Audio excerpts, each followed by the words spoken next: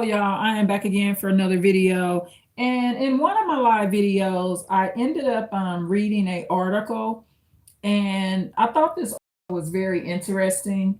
So, what I decided to do was to do a video, which is this video, about this article, just about the article, no other subject matter, just about this article. So, y'all probably have heard of this term called blame shifting, right? Um, the term is used a lot when narcissism is being taught on the internet, AI, Google, and all of that. So, blame shifting is blaming something else for a current problem. And I mean, sometimes it's relevant to do so, but sometimes it's not. But blame shifting is a constant, just blaming something else. So, blame shifting has been going on for a very long time. And one of the forms of blame shifting is the abuse of parents. Okay, so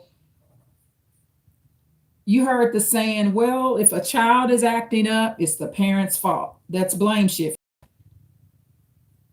Blame shifting is that example. When a child is acting up, it's the parent's fault. Now, this can be prevalent and it can be relevant, so to speak, when it's a very young child. Okay. So I'm going to read y'all this article. Thank you so much for coming into the live.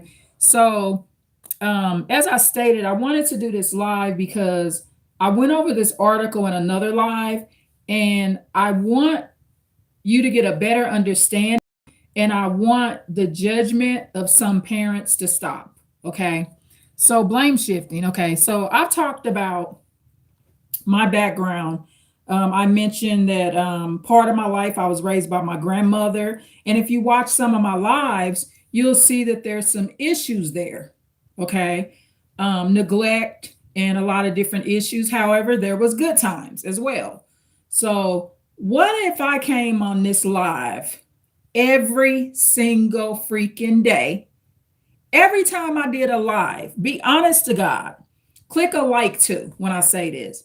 If I came on this live and everything bad that happened to me today, I blame my mother and my grandmother and the men in my family, y'all wouldn't be here. Y'all would be so sick of my ass because I'm an adult, right? So everything I do that may be considered negative or have a negative outcome is not my grandmother's fault. It's not my mother's fault.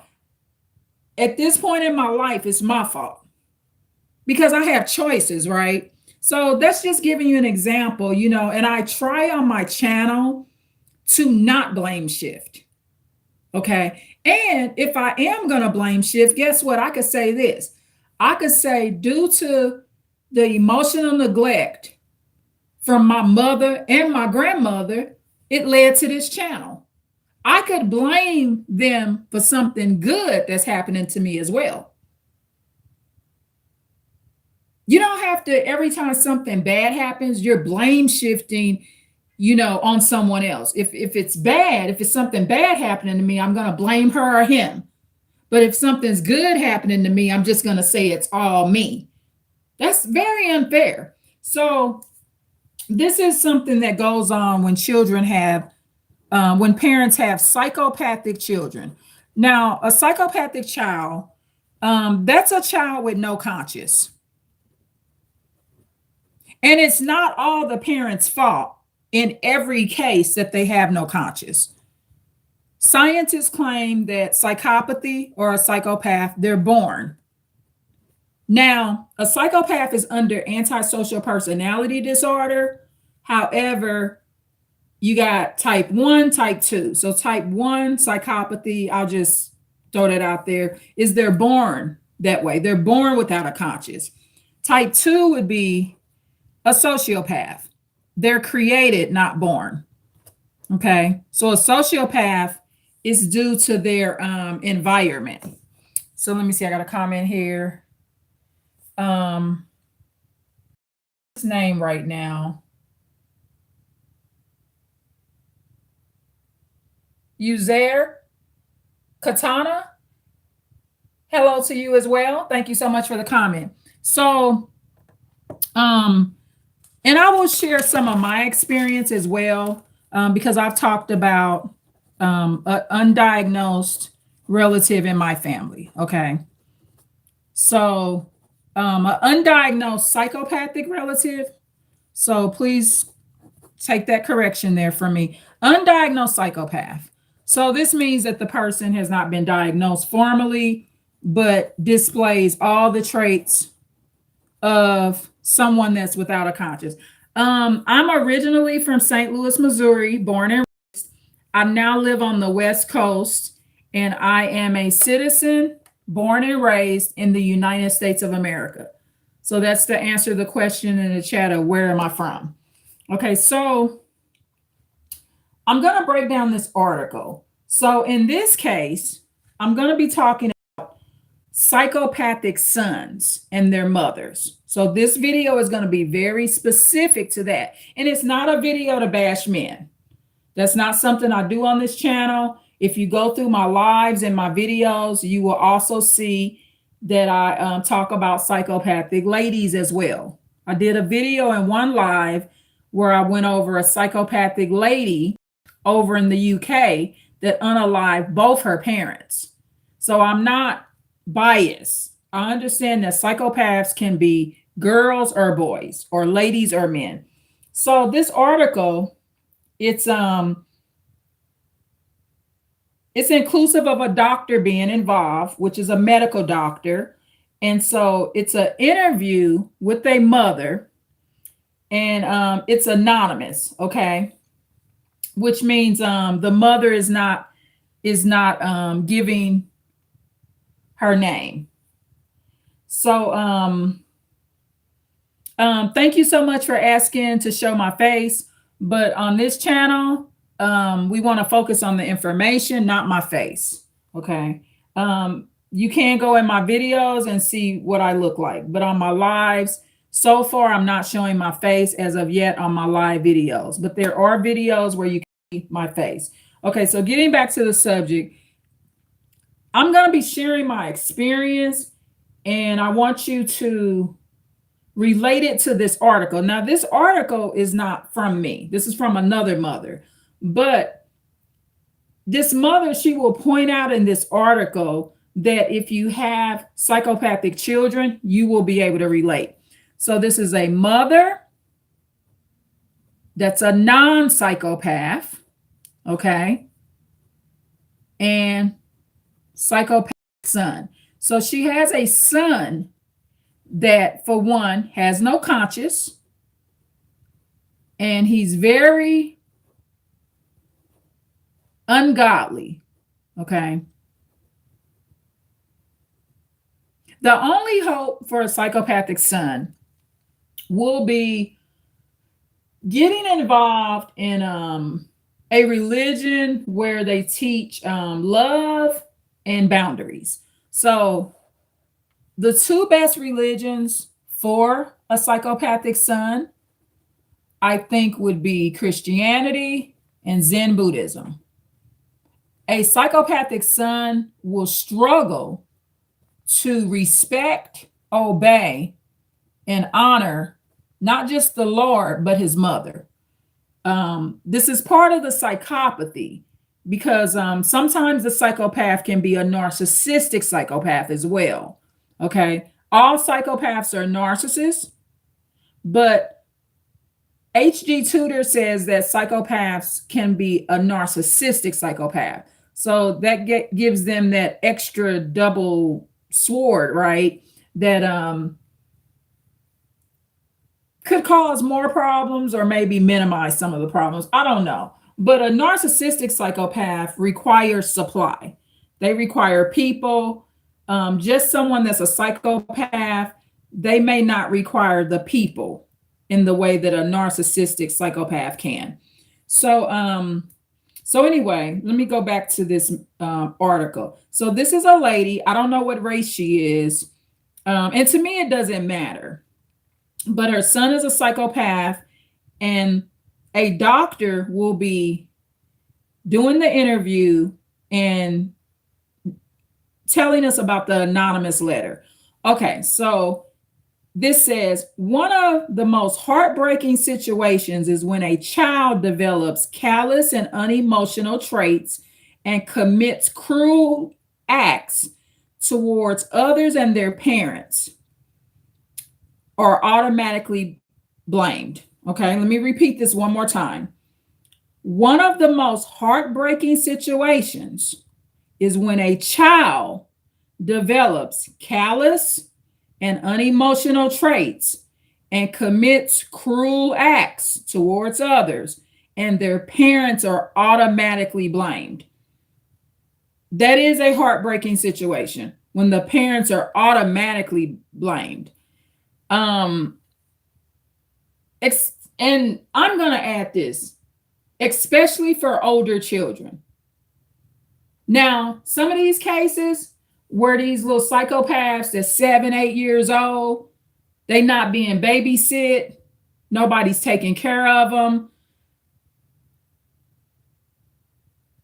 Those are really sad situations because at a certain age, you can blame the parent, a 3-year-old. So if a 3-year-old takes a knife and murders the cat, it's a psychopathic 3-year-old, that 3-year-old should be supervised at all times. Okay. But if the 3-year-old is a psychopath, however, why does this 3-year-old have access to knives? So it's a case by case basis.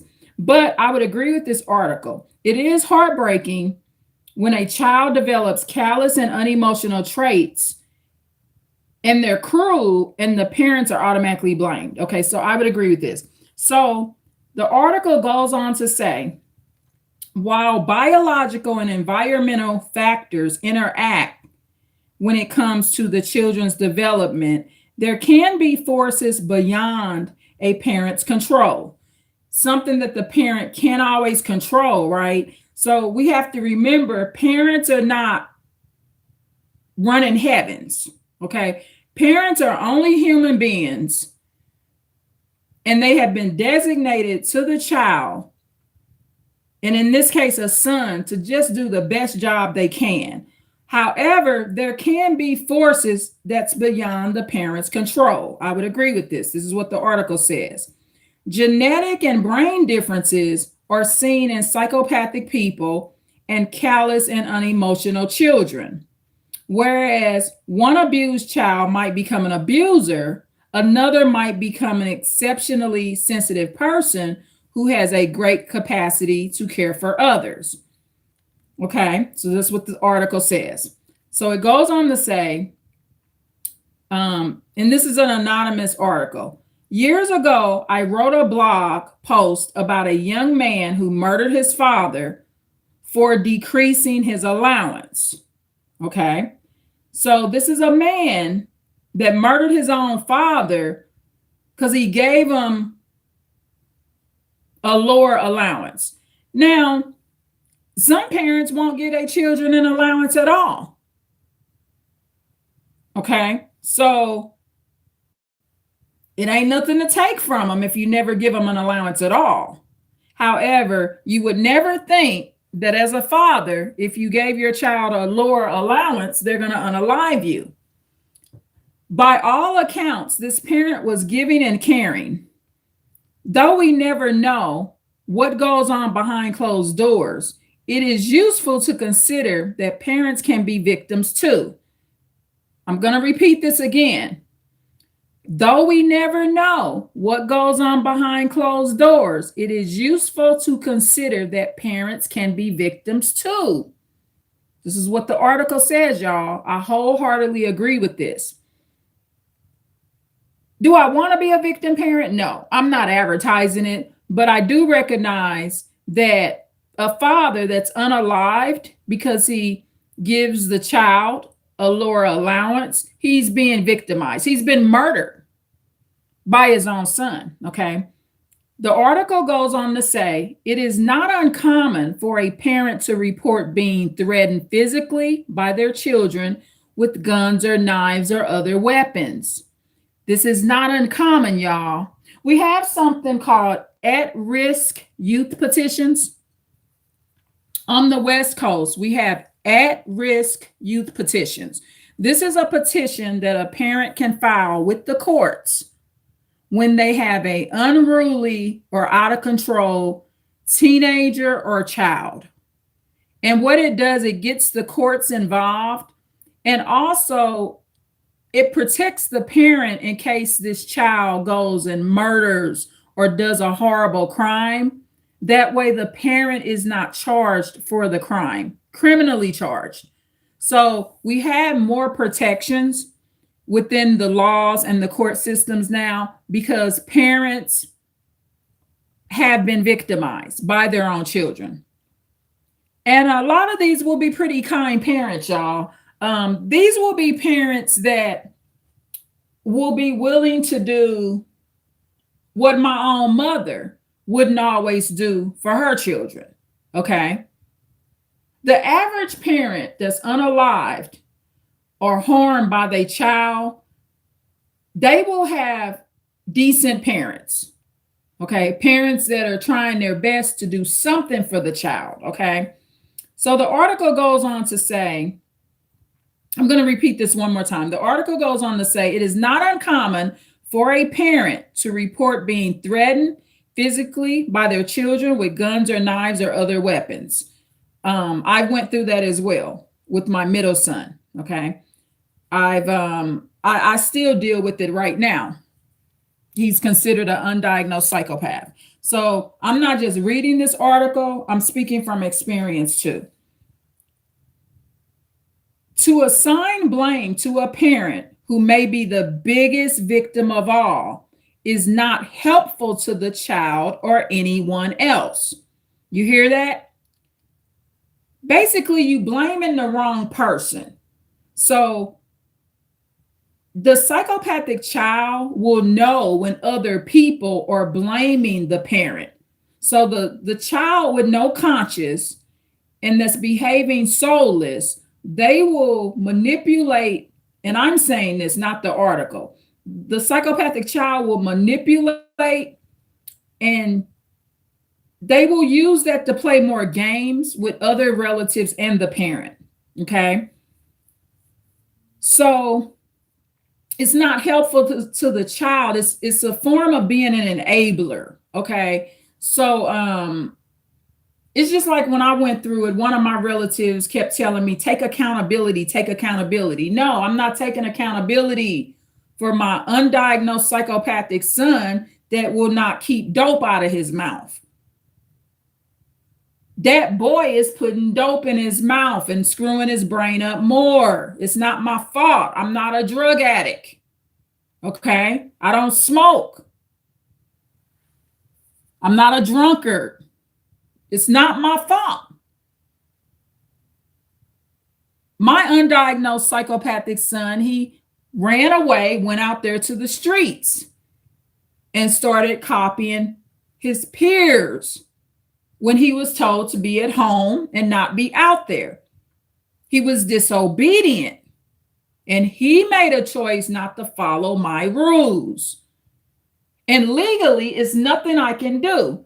Legally, I'm not allowed to take him out to the country and take him in a horse shed and hold him there till he does what I say. It's illegal to do that. Okay. Maybe these folks that live like Little House on the Prairie, way out in the country, maybe they can control that type of situation more because they got that child out the city. But if you are raising your son in suburbs and in cities, regular cities, and they get of age, they taller than you, they bigger than you, they start grabbing weapons. My undiagnosed psychopathic son, no matter what I said, he would bring vape, knives, and low-level BB guns, all kind of stuff in my house. None of that's going on right now. You have to get a psychopathic son out of your home. They just have to come out of your home. So So this article is saying it doesn't help the child to blame the parent. Okay, it doesn't. It's a form of enabling. In order to get to the roots of the problem, this psychopathic son has to start taking accountability for themselves and understanding right from wrong. I'm saying that. Okay. So the article goes on to say people who have callous or violent children and have tried every means of limit setting, loving, and therapy are often accused rather than supported. Okay. This is true. They're accused because that's part of the narcissistic blame shifting. See, when parents, going back to even the early 1900s, and usually the parent that's normally blamed is the mother. A lot of times back in the day, fathers got off because fathers were only there to provide. So the father was not blamed. We've been blame shifting the problems of sons on their mothers, even though it's said that a son needs a father. That's a contradiction, right? If he needs a father so bad, why is it all his mother's fault that he's that way? Okay, so I'm just giving you an example of that. So okay, the article says people who have callous or violent children and have tried every means of limit setting, loving, and therapy are often accused rather than supported. These parents deserve insight, compassion, witnessing, and validation of their experiences. The article goes on to say, for the sake of their other loved ones, their goals, and their own life, these parents may need to make choices to protect themselves. One of the choices I make is I do not allow my undiagnosed psychopathic son in my home. He's told that if I see him in the neighborhood, I will file a restraining order or a protection order. My undiagnosed psychopathic son, he would rob and steal from stores and cash machines within blocks of my home. See, another thing, psychopathic sons, they don't care about financial stability. A psychopathic son, they can be the very reason you end up homeless or basically banned from your own community. So if you want to, these homeowner associations, when you rent, if you're under a homeowner association, when you're buying or you're renting, it's not a good idea to have a psychopathic son running around the neighborhood, robbing the cash machines and stores, assaulting people, doing drugs everywhere, collecting a bunch of runaways. Little bitty kids. My undiagnosed psychopathic son, he would give drugs to children as young as 9 and 11 years old. He victimized a lot of children. Okay, my undiagnosed psychopathic biological son, he victimized a lot of children. And I would not bring him around any children in my family. My undiagnosed psychopathic son, I would not bring him around nieces, nephews, grandchildren. I would not do that. Because for one, this is the thing with psychopathic children, they're at risk of death. Okay. And when I say death, I mean being killed. Psychopathic sons, if they keep the behavior and they keep breaking people's boundaries and not following any rules and order, a lot of them are shot. Okay. However, empathic people can be shot and killed too, but psychopathic children, this is the thing with the parent. This is what I think makes you a good parent. Okay. if I have a psychopathic son, I don't want to kill him. So if I know he's predatory upon young children, I don't want to keep bringing him around young children.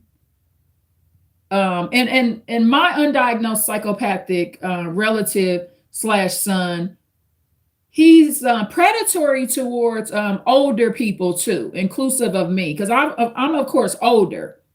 So he has predatory behavior towards elders, siblings, and young people. Okay. So the favor you want to do a psychopathic son is keeping them out of your environment, because you don't want to be, I guess, what case would I bring up? Marvin Gaye. Okay. The singer that was shot and killed by Marvin Gaye Sr. And I mean, that's the best example I could come up with. Both of them were highly narcissistic, Marvin Gaye Sr. and Marvin Gaye. However, with Marvin Gaye Jr., it's just not okay to bring all your coke addict buddies all in your father's house. You think you got the right. This was Marvin Gaye Jr. He thought he had the right to run that mansion that his dad and mom was living in, because he felt like, because he helped buy it, it was okay. Marvin Gaye Jr. lacked empathy because his father was a queer, like a cross-dresser kind of, and he was an alcoholic. It was just a bad match. I mean, that situation was horrible. But the thing with psychopathic sons, you don't want to be like Marvin Gaye Sr. You don't want to be the one to kill or lose your temper and unalive your psychopathic son. So my suggestion is, don't be in the same home with them, and pray that nobody else in the world unalives them. But if somebody else unalives them, you'll be able to handle it better. You don't want to be the one, as a mother or a parent and a relative. I don't want to be the one to hurt any of my relatives, whether they be a psychopath or not. So this is one reason. This article is not saying this, I'm saying it. That's one reason why you want to keep the boundaries. Okay. A undiagnosed psychopathic son or a diagnosed one should not be in the residence with you or anyone. They just should not. Okay. So the article goes on to say, people who have callous or violent children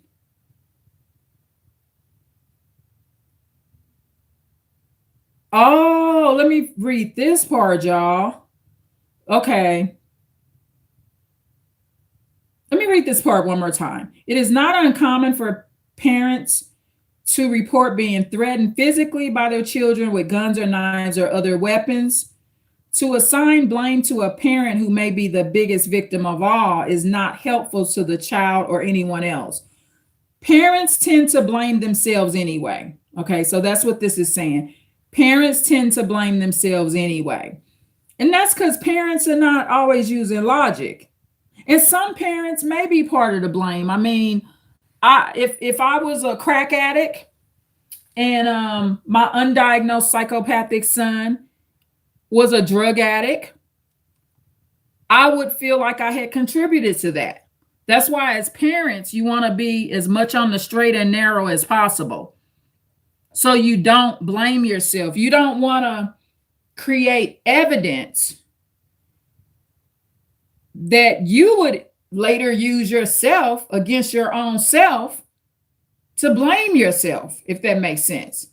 So if I'm a drug addict and an alcoholic, I'm creating evidence that I'm going to use later to blame myself. That's why parents need to stay off drugs and substances. Okay? They do. Stay off drugs and substances so these psychopaths can't blame you. That's one of the advantages I had to emotionally fight the war with my undiagnosed psychopathic relative, because they will try to blame you. Mother, it's your fault. Mom, it's your fault. Mom, it's your fault. I say, no, it's not. I don't give you drugs. I'm consistently telling you to stop it. Stop bringing it in my residence. Stop bringing your weapons in here and all of that. Um,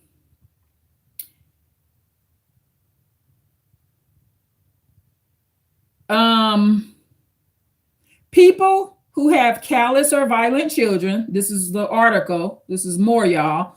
People who have callous or violent children and have tried every means of limit setting, loving, and therapy are often accused rather than supported. Yeah, I read that, so I'm just reading that again. The article says these parents deserve insight, compassion, witnessing, and validation of their experiences. For the sake of their other loved ones, their goals, and their own life, these parents may need to make choices to protect themselves. This may mean enforcing boundaries, from setting limits to no contact. Okay. And I'm in active no contact right now. Or a limited no contact. Psychopathic children, they torture their parents over the phone. The phone is a playground for a psychopathic child. That is where the psychopathic child has no conscience, and they will say some of the most cruelest things to their mothers over the phone. And remember, I'm focused on the mother and the psychopathic son because that's what this article is about. However, in this article, they did use an example of a father and son. Okay. So the phone is a big deal for the psychopath. Okay. However, the parent can utilize the phone conversations with psychopathic sons to protect the psychopathic son and the community. So an example of this will be when my psychopathic relative threatened to throw his brother off his balcony. Through the phone, I was able to say, well, don't have my youngest son at your place. There can be intervention. So the psychopathic son will use phone conversations to be a mechanism of abuse, but the parent can use that same phone conversation to nurture, protect, and guide and mentor the psychopathic son to not do bad things. Okay. Even if the psychopathic son does not want to hear it, you still can safely do it over the phone. Okay. So the article goes on to say, take a rigorous inventory of the self and reflecting upon one's role in an interpersonal conflict is always useful. Sometimes it is your doing, at least in part. And sometimes it really isn't. The article goes on to say, as therapists, we cannot assume that a troubled child is troubled because of neglectful or abused parenting. And that's the same with runaways. When you look online, it says runaways are abuse victims. However, a lot of runaways are rebellious as well. However, you may find out later that some of your runaways have been victimized and harmed by your psychopathic children as well. Whether it be verbal abuse, I can testify to this. Since my psychopathic relative is not in the home anymore, the rest of us that are here, we function a little better, a lot better. There's so much abuse that psychopathic children do to their siblings when parents are at work and not around. Okay. It goes on, as children get older, they're at daycares, you may have them at the community center. You try to put your children in environments where they're being cared for. But even in those environments, psychopathic children can still harm your children, to where the psychopathic child, they can throw balls at them, hit them in the head. The child needs to have stitches now. You look back and you wonder, did this child do this on purpose? Why did they have to throw the ball directly at my kid? I mean, there's a lot of stuff you can look back on and see patterns.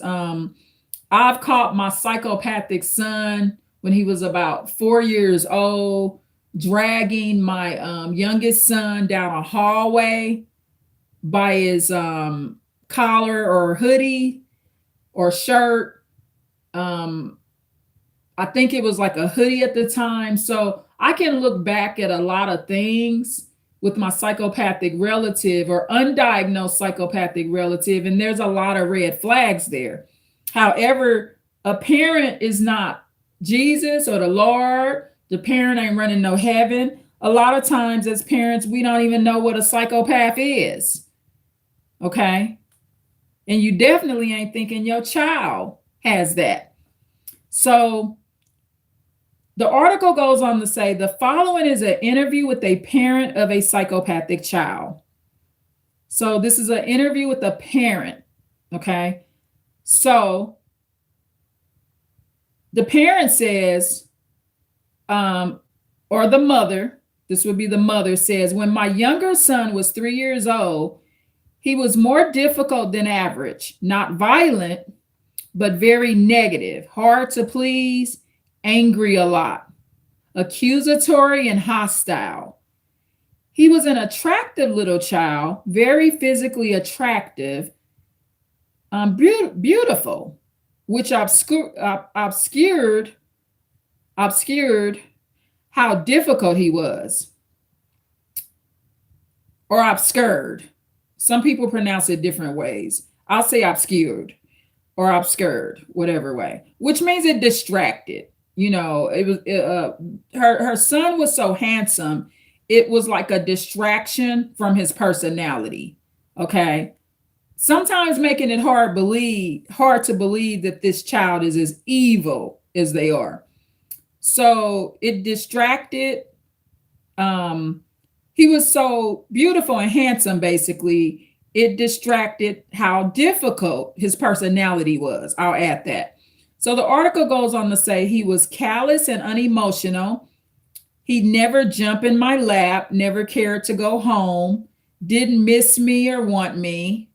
My other child would run toward me, and that is how I knew what it felt like or how it was supposed to feel.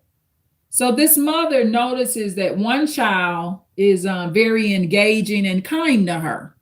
And the psychopathic child, she notices, is not so kind. Because the psychopathic child is not bonding with his mother. Okay, there's no bond. The psychopathic child is unable to feel love. Now, my undiagnosed psychopathic relative, he was able to fake love for a lot of years. And he admitted to me that he was faking. My undiagnosed psychopathic relative, he told me that he's tired of faking and being nice boy to get along with me. My undiagnosed psychopathic relative told me that he's not a nice person and he's not going to continue to fake like he's a nice person. He told me that he's been faking like he's nice his whole life, just so he can blend in and get along and function in my household. My undiagnosed psychopathic relative told me he's never been a good guy. He told me this right over the phone, along with telling me in 2022, if I was him, this is what he told me. He said it like this: if I were you, I would wish I didn't have a son like me. This is what my undiagnosed psychopathic relative told me back in 2022. If I were you, I would wish I didn't have a son like me. Also, later in the years, admitting that his entire life he faked good. along with telling me it's not my fault. See, when other people are blaming you for your psychopathic relative's behavior, the psychopath may very well be telling you it's not your fault. So, okay, so let me finish reading this article here. Okay, so in this part, remember the mother has more than one child. One child is very loving and caring, and the other child is quite mean and distant and unloving. Okay, and they're very young at this time. So the rest of the article said his attachment didn't seem normal. There wasn't one. Growing up, he was cold, hostile. He lied easily and often. He yelled, threw plates. I prepared meals, and he say they were disgusting. Now, I'm going to be honest here. In this case, this is where the parent can do some intervention. I believe in tough love. I'm not going to be letting no young child throw no plates at me. And I will spank a child. Like, okay, you throw one plate. The next plate you throw, I got to spank your little ass. She prepared meals and he say they were disgusting. Well, little fucker, you cook. Let me see if you can cook. See, some of this psychopathy, I'm not going to tolerate. I don't care if he is a psychopath. Well, let me see your little ass get up and cook. Because I bet you can't cook shit. So some of this I would catch when they're little, if you can, because in some cases, this ain't a psychopath yet. This is a disobedient child that may need a spanking, but this is what she went through. But psychopathic children will talk about the way you cook, your voice, and all of that. I mean, they do that. So this mother says that she was scared of him. That's a bad thing to be when it's your child. I believe that being scared of the psychopathic child, I do believe in being safe, but I believe being scared of the psychopathic child, I believe that the parents should not be showing that, especially when they're very young. I mean, if I was to think about it, what kind of person would I be if I thought my grandmother was scared of me or my mother? I just think that's also messing up hierarchy when she's scared of her very young child.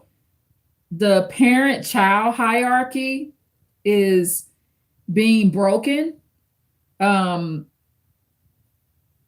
should you be overly scared of someone you gave birth to, especially when they're very young? However, safety is important, but I would never tell my undiagnosed psychopathic relative that I'm scared of him. Even if I felt it, I wouldn't tell him that. A parent should not be showing signs that they fear their children, because what happens is, it's just like if you have a dog. What's one of the things that can trigger a dog to attack you? It's excessive fear. Same way with children.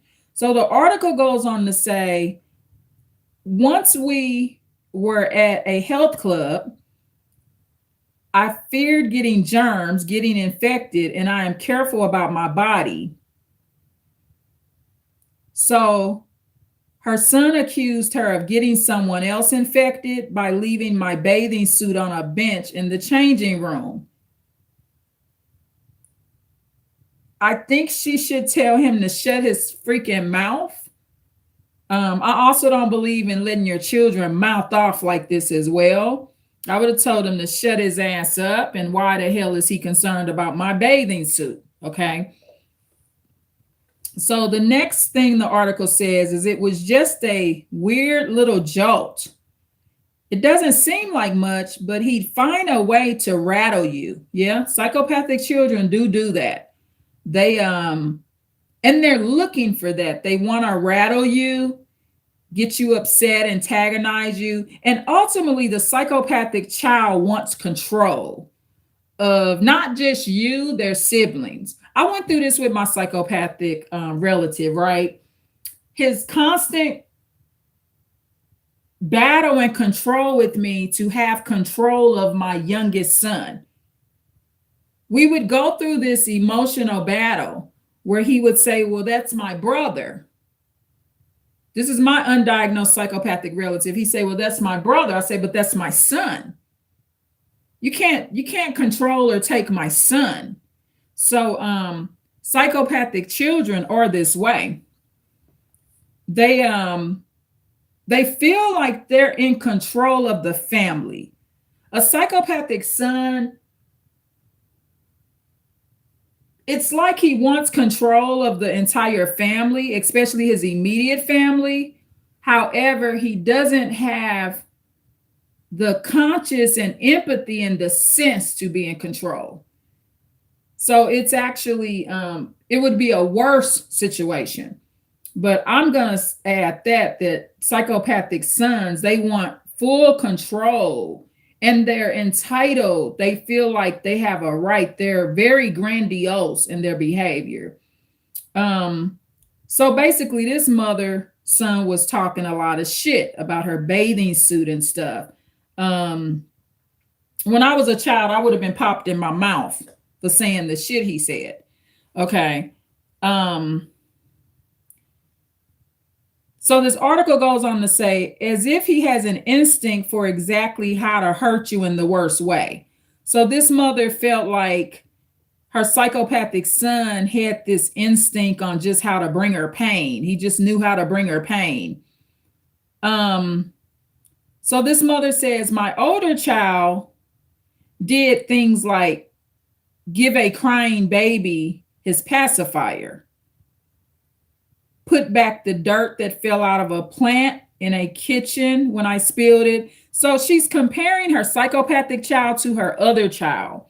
So she's saying her older child automatically did things like giving the baby a pacifier, putting back the dirt in a plant when she spilled it. I feel like if you notice one child not doing these things, then you have to tell him to do it. So, because some children are not going to do these things automatically. Okay. So she's saying she would notice these things, but maybe she did tell her psychopathic son to do it. But I don't think it's a good idea to just let him off. Teach him to look, you see the dirt came out of the plant, put it back. Because in this case, this was what was relevant to this mother or important to her. So the mother in the article goes on to say, he was just born that way. My younger son never did his homework, didn't care about being grounded. He left the house and did drugs.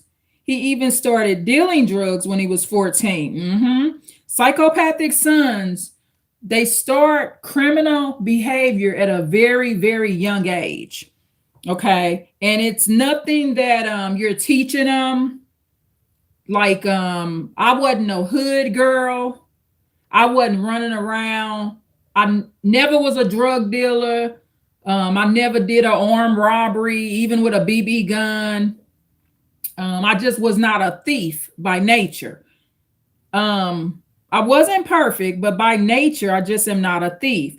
However, but I can testify to what this mother is saying, and I can relate to her. This stuff that her son is doing, she would never have done it. And she's at home with him. He's just leaving and doing what the hell he wants to do. My psychopathic relative, and I'll never forget this, when he first attempted his first big attempt to take control of my residence. You know what he did? Took my key. I had a key holder, and he began taking my house key and leaving notes, silly notes. I have your key. Ha ha ha ha ha ha. silly ass notes with upside down smiling faces and shit. And the thing is, I'm protective of my keys. I don't give my keys out like that. Um, and the thing is, I picked up on that shit right away. I would text him and I would say, look, bring me my key back here, boy. And sometimes I didn't use nice words. I text them, bring me my motherfucking key back, or else. I didn't do it. You cannot be punking out to psychopaths. That was a major red flag of mine because of how I am with my keys. So when my undiagnosed psychopathic relative took my key and started leaving me notes, he was testing me. Psychopathic sons, they like to test you too. But if I wouldn't have been the type of person I am, this is no lie, y'all. Listen to me very carefully. If I was like a scary punk ass and I wasn't the type of lady to be like, bring me my motherfucking key back, my home right now would be a drug lord, criminal enterprise.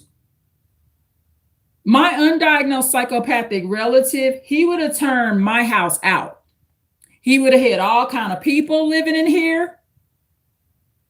He would have been telling me, bitch, you sit over there in the corner, bitch. You shut the fuck up. I run this, bitch. That's how he would have did me. He would talk to me like that too, y'all.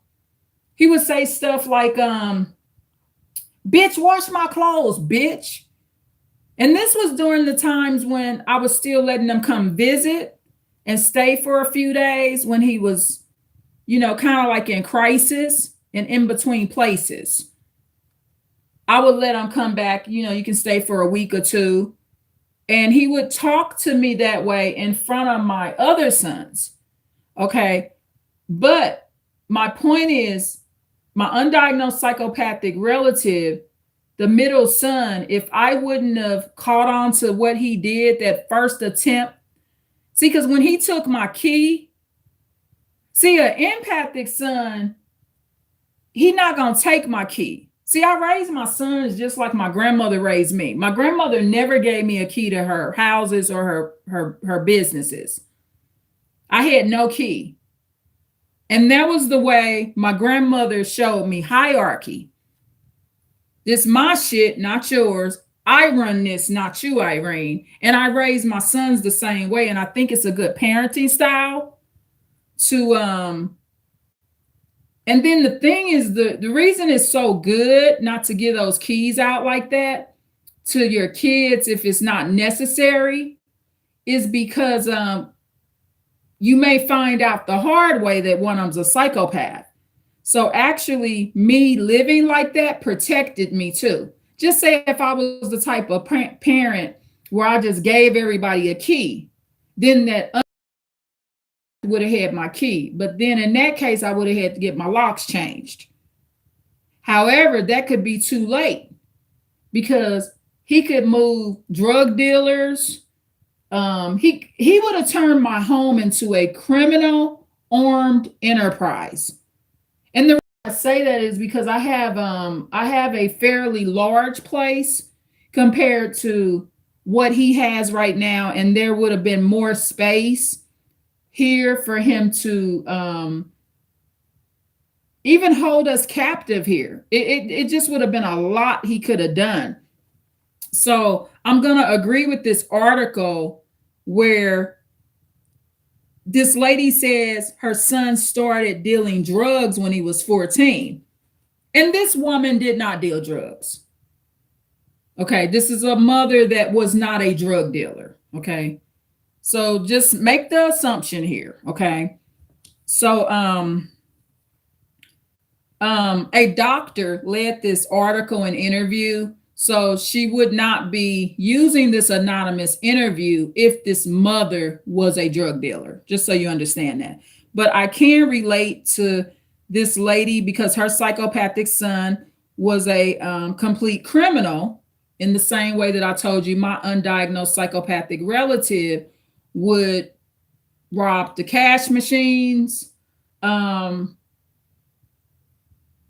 he terrorized the neighborhood. He would assault white men in the neighborhood. I'll give you an example. One time I was at the store, and I was at the grocery store, and a white man was outside, and he said he was beat up. So he said that guy right there jumped on me, and one of the other people slashed his bike tires. I said, that guy right there, him, he beat you up? He said, yeah, that black guy right there beat me up. And I said, that's my relative, right? Ultimately, this guy, his bike was like his car, this white guy, his bike was like his car. And so I ended up replacing the wheel or wheels on his bike. Okay. So we called an Uber, went to a bike shop. This gentleman had a bike shop in his garage, and we ordered the wheel and stuff like that. Yeah, but this was what my undiagnosed psychopathic relative did. Also, the man had never done nothing to him. My undiagnosed psychopathic relative seen him sitting at this little table by a coffee shop, and he just knocked him, hit him, and took his drink, knocked his drink over and took his drink. Just horrible. This man did nothing. Okay. So she's saying that her psychopathic son at 14 started dealing drugs. I'm saying how my undiagnosed psychopathic relative terrorized the neighborhood. I've told him that if I see him anywhere in my neighborhood, I'll file a protection order. And I mean that, because an undiagnosed psychopathic relative, they'll get you banned from your community. I found out that for some people, they can actually file a what do you call it, like a order banning you from certain cities. Like, imagine this, being told you can't no longer come to California or something. That's what I've heard. Hold on one second, y'all.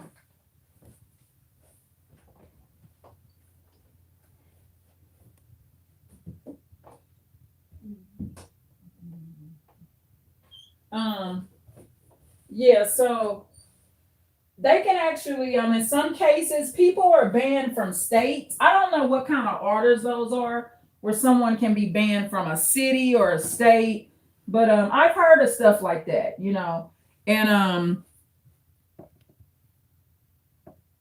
I'm just very conscious of politics, y'all, and your reputation. So the police was involved. They knew that my undiagnosed psychopathic relative was robbing and stealing in the community. They work with me as a parent taking care of these issues. But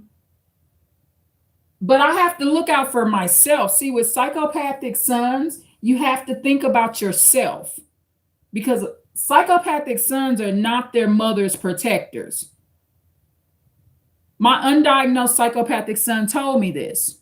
He told me this last year, that he was not my protector, and allowed his woman to put her fist in my side and giggled about it for the next year and laughed about it. It was funny to him. So a psychopathic son is not your protector. I'm fortunate that mine will tell me that. Okay. A lot of mothers and fathers have to figure it out, but mine is pretty honest. I think I got about the most honest psychopathic relative in the United States, y'all. I do. Really honest guy. And that was something I worked with him on, because when his psychopathy started coming out more and more in his teen years, he would lie a lot. And I would often discipline him, inclusive of yelling and raising my voice and being really firm with him. No, you're lying, motherfucker. I know you're fucking lying. And so he got better with that. and he's pretty honest lately. The psychopathy doesn't go away. The fact that he doesn't have a conscience doesn't go away, but he at least tells me more of the truth. But he still will lie as well. Psychopaths will lie as needed. They just will. So don't ever think that everything they saying is always the truth. But yeah, so a psychopathic son is not your protectors or your family's protectors. So um it's not a good idea that they be in the neighborhood robbing and stealing and causing trouble, because that'll get around in the community. The police is friends with your landlord, and they cousins and they sisters, and Miss Irene's son is over here doing this and that. But what I did was they were able to notate, okay, this is what Miss Irene's son does. However, Miss Irene's son, we don't see him in the neighborhood anymore. Okay, so with psychopathic sons, they're not your protectors. So, if you're a good person, the community will give you some chances, but you want to show the police department. You want to fix the situation before your landlord finds out at all, or your homeowners association. So when the police first are aware that your psychopathic son is a criminal, you want to get him out of your neighborhood and out of your residence, okay? I did not put my psychopathic son out. He left on his own. And as I was allowing him to come back and visit and stay from here and there, at the end of 2023, I think was his last visit, after he brought hell to my household, I decided to no longer allow him to visit. But I didn't put him out. There was periods, because of behavior, he was like put on a punishment. Like, you can't be in the house. Like when I found out he was robbing people and stuff, doing armed robberies, when when the neighbors were coming back and telling me that he was an armed robber and stuff with a BB gun.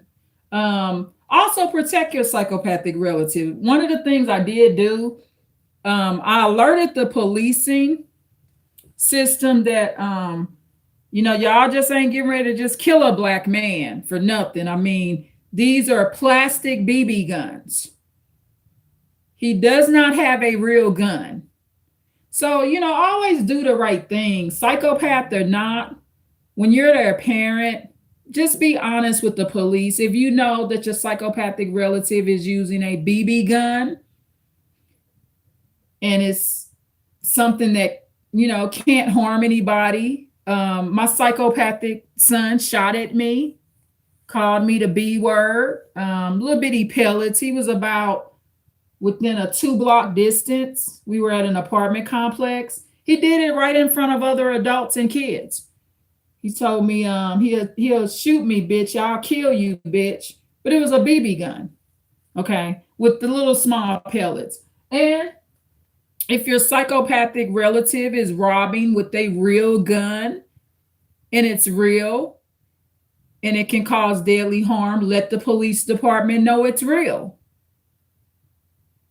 Protect all people involved, the police and your psychopathic relative. However, if you have a psychopathic relative or son and he's using a BB gun and it's little pellets and it's not a real gun, you got to let the police know it's not a real gun, notate it on file, and let them know not to kill your psychopathic son. Okay? You got to do the right thing. It's still your son. No matter what, undiagnosed psychopath or not, it's still your relative. Okay, so I don't approve of the behavior. I don't like the way psychopathic sons treat their mothers. However, they're a psychopath, not me. So as an empath, I don't have the type of hate that they have in their soul. I can't conjure it up. I can't, you couldn't pay me to say the things to my mother that my psychopathic son has said to me. However, I did do the right thing. I let the police know. I used to hear the police sirens, and I would say, oh, they got him again. And I would go up the street, meet the police. One time I went up the street and it was 40 police officers. They brought 40 police officers for my undiagnosed psychopathic relative. And see, the thing is with situations like that, as psychopathic sons get older, they're Black. Especially if they're Black, they're putting themselves at great risk of being unalived by the police. They sure are. Because see, with the undiagnosed psychopathic son, once you're not letting them in your house anymore to protect yourself and you keep them out your neighborhood, then the undiagnosed psychopathic son, they kind of have to fend for themselves. And, you know, a lot of times the police and stuff, they're not shooting them down because you know you're kind of protecting them because they know you're going to show up and stuff. But the risk of being a undiagnosed psychopath or a diagnosed psychopath is that they get caught up and the police get them. My undiagnosed psychopathic relative or son, he actually ran in front of a police car. And the police ended up holding him on the ground like a little mini George Floyd without the murder and without the cruelty in it. So yeah, you know, psychopathic sons, they're in a lot of danger, put themselves in a lot of danger. They really do. So, okay, so this mother in the article says that he was dealing drugs at 14. This is her psychopathic son. So she goes on to say in this article, my husband and I could not set any limit that mattered to him. He just didn't care.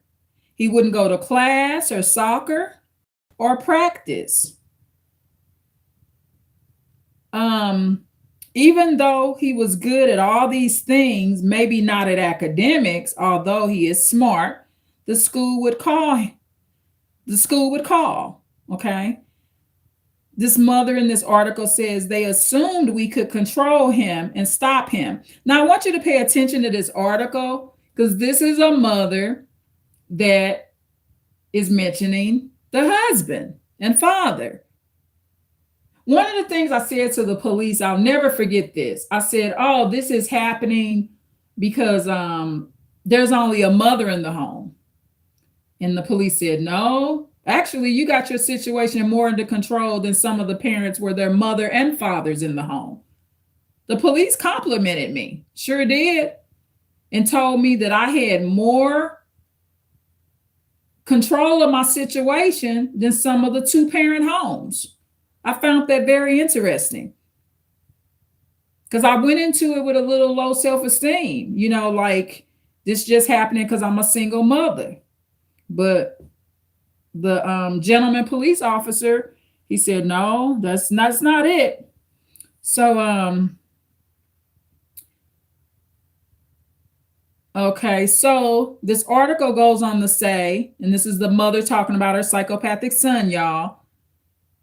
The school would call, they assumed we could control him, stop him, or do something about it. This is what the school is thinking that this mother and father could do.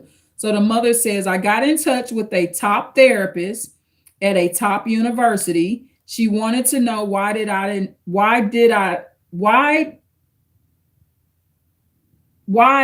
understand the suffering of my child. She did more harm than good. Okay, so check this out. This mom got the wrong therapist, y'all. So check this out. Oh God, this is horrible. So this mother in this article, she got in touch with a top therapist at a top university. She wanted to know why I did not understand the suffering of my child.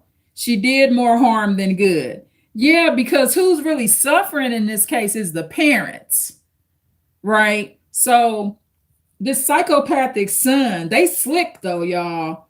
Psychopathic sons, my psychopathic son, he was able to trick a white lady that he ran away to her house. He tricked this white lady and a mentor. Had the mentor thinking he had never was allowed to play basketball. Um, it was crazy, but eventually that white lady figured him out and put his ass out of her house and had the mentor come get him and put him in a shelter. She got him the fuck out of her house eventually. She sure did. But she just had to be around him a little longer. But temporarily, my psychopathic relative had tricked this lady. So in this case, in this article, this mother, psychopathic son, had tricked this top therapist at a top university. Wow, this is deep. But psychopathic sons, they do that. I don't know if this therapist ever figured it out, but people eventually figure it out. They just have to be around the psychopath a little longer, okay? But this is a common thing with psychopathic sons. They're very tricky in making it seem like they some kind of victim when they not. So where's my like? Who took away my like? Somebody click like. Put my like back. Who would do that? Like give you a like and then take it back? That's crazy. All the hard work I'm putting into this video. Who does that? Give you a like. They click the thumbs up, the like button, and then remove it. Goodness, that's so horrible. People are really mean. So okay, this mother in this article says, thing is, my son got into decent colleges with a conditional first year. Because of his gifts, he ended up being hospitalized for drinking, vandalizing property, and punching another student. So her psychopathic son is filled with anger. My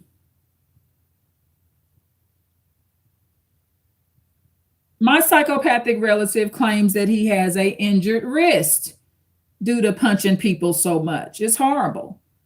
Fights, some of the people hit him first or whatever. One of the things I can say about my psychopathic relative is he has a high respect for the police. Police have even told me he's the most respectful gentleman to arrest. So that's one thing about my psychopathic relative is the regard he has for the police when he's arrested. He don't give the police no problems, okay? So this article, so let me read this again. This lady's son, he ended up being hospitalized for drinking. He was at college, y'all, vandalizing property and punching another student. Psychopathic sons, they use their environments to cause harm and chaos and mayhem upon the community. So, he's at college. He's supposed to be there to learn, right? But this lady's son in this article, he's using college like it's the dope house and bar. And he's vandalizing property like he's in the projects. I mean, in this college campus, he's punching other students that are there to learn. He's bringing pure hell to them. They're in college. Imagine your son going to college and somebody's psychopathic son punches them and beats them up. And, this non-psychopathic student, this psychopathic son of this lady could have broken his nose. I mean, all of that may not be in the article, but he could have actually injured this other student. So the article goes on to say, this mother's talking about her psychopathic son. She says, I was afraid for him to come home after he was released. In high school, he had threatened to kill us. This is a normal threat. Psychopathic sons, they will threaten to kill their parents, their siblings. They will threaten to kill siblings at their workplace. Um, this is a repeated behavior, even when you're speaking with them over the phone, that they will constantly show and do. Okay, so I can testify to that. She's right about that. Um, so this mother in this article that's talking about her psychopathic son, and don't forget, this son doing all of this, and he got a daddy in the home. This woman got a husband, so there's a man in the home.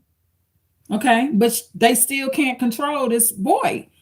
So the mother says, she's talking about her psychopathic son. In this article, the mother says, I couldn't sleep at night. I thought about having a gun by my bed. Once he showed up with a gift of food and I was afraid to eat it. Yeah, that makes sense. Keep in mind, her psychopathic son is repeatedly threatening to kill her and her husband and his daddy. So yeah, that's smart not to want to eat after his ass. Yeah, that's smart. That's something that I would consider. Over time, when anyone's threatening to kill you, you don't want them in your house having access to what you eat, right? You're making it kind of easy for them. Okay. So, and also he's showing up with a gift of food. Her psychopathic son showed up with a gift of food. I don't put nothing past his ass. He might have spit in it. Okay. It's not just the mother getting poisoned, but he might have spit in her food. I wouldn't trust him at all. I don't know if you would die if somebody spit in your food per se. I don't think that's like as bad of a poisoning, but you could get real sick. I mean, I don't know. If you eat somebody's spit, you could never be the same. I don't know what kind of harm that could cause medically. I don't think somebody else's spit supposed to be in your body. So yeah, this mother had the right instinct. Now, a lot of people will say she's crazy. Oh, he wouldn't do that. You're schizophrenic, you're bipolar, you're crazy, you must be depressed. A lot of people probably think this about this mother, but she's not crazy. She got a psychopathic son. And so she should be concerned about taking food from his ass. And it sounds like she didn't eat it. If she think that he could poison her, I hope she didn't eat it. Okay. I mean, I hope that she's knowing the information that he could poison her and he didn't eat it. Okay. So the mother of this psychopathic son in this article, in this anonymous article, says he is afraid I will write him out of my will. I threw it out, the food. She threw the food out. Yeah. So she didn't eat this crap that he gave her. Could you click a like, please? Whoever's in here, click a like. This mother says sometimes she wanted to die. Oh, goodness. She says sometimes she wanted to die and sometimes she wanted him to die. So this mother of this psychopath, she wanted to die and sometimes she wanted him to die. And this is not an abnormal emotion. Even if she just felt it for a few minutes, people that don't have a conscience, whether they be your psychopathic son, your psychopathic neighbor that's harassing the hell out of you, these are the emotions they bring out of normal people. It may seem kind of weird to someone else, but I can relate to what she's saying because he's basically messing with her psyche. Her mental is kind of going off the Richter because of this repeated abuse. It's just like this. It's no different than her being kidnapped and abused. It's just that she gave birth to her abuser. That's all. And no, I don't believe in that, no karma. There's nothing she did that she's not so bad of a person and did something so bad that she deserved to have this type of son. It's just a bad concoction. That's all. I think it's important to pray during conception and during pregnancy. That may help some of this, but this is just it's like a lab experiment gone wrong, y'all. This woman ain't did nothing to deserve this psychopathic son. Um, she probably thought she was doing a good deed, bringing, cute little kids in the world. She said he was real cute in the beginning, but he's a nightmare. So, okay, the article goes on to say the worst thing was that he accused other people of things. So, this is a psychopathic mother. I mean, not psychopathic mother. I apologize. This is a mother with a psychopathic son. Please forgive me. And this is an article about it, right? So the mother says the worst thing was that he accused other people of things. He accused a teacher and a therapist of molesting him. It was investigated and it never happened. He delighted in lying for fun and power just to destroy. My psychopathic relative slash son, he told a lie so bad when he was in elementary school that the school main secretary had to sit me down because I could have passed out. They lie. I mean, he told an awful lie. It was corrected. We got it all under control at the school, but yeah, the lie, psychopathic children, they'll tell a lie that'll bring you to your knees, okay? They just will.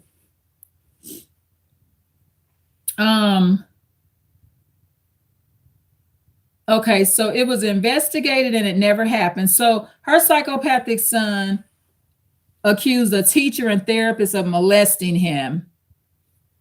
He was investigated and it never happened. He delighted in lying for fun, power just to destroy. This is the mother's perspective of her psychopathic son. She's watched him for a long time. And this is her truth and perspective. She's telling the truth here. Okay.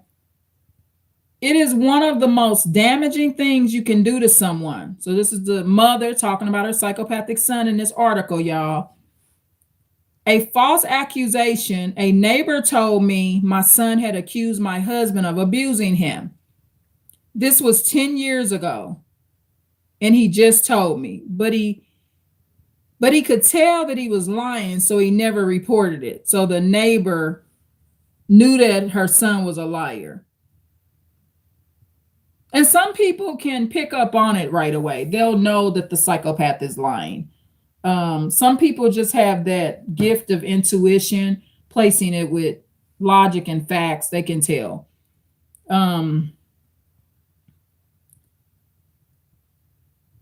The mother of this psychopathic son in this article says, I think this guy was an FBI agent. Oh, so he was trained in body language too. Okay. So her psychopathic son went and told all these lies on his freaking daddy or stepfather, whatever he is to him. It sounds like it's his real daddy. He told all these lies on his daddy to an FBI agent. And the FBI agent knew that the little psychopath was a liar. Okay, this is getting interesting.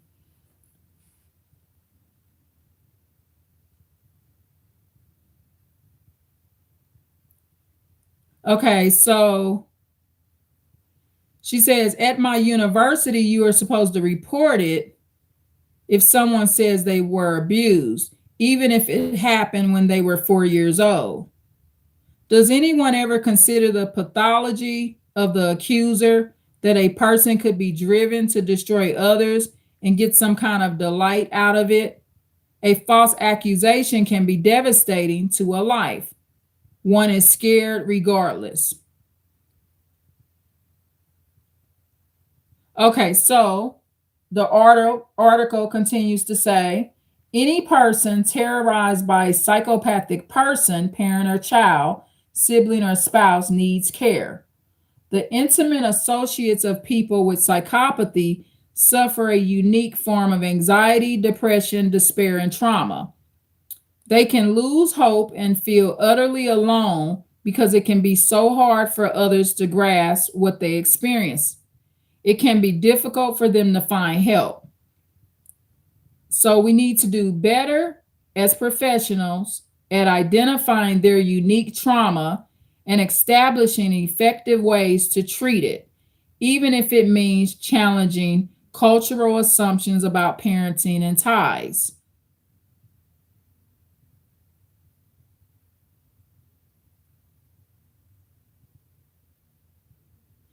You know what? This is a good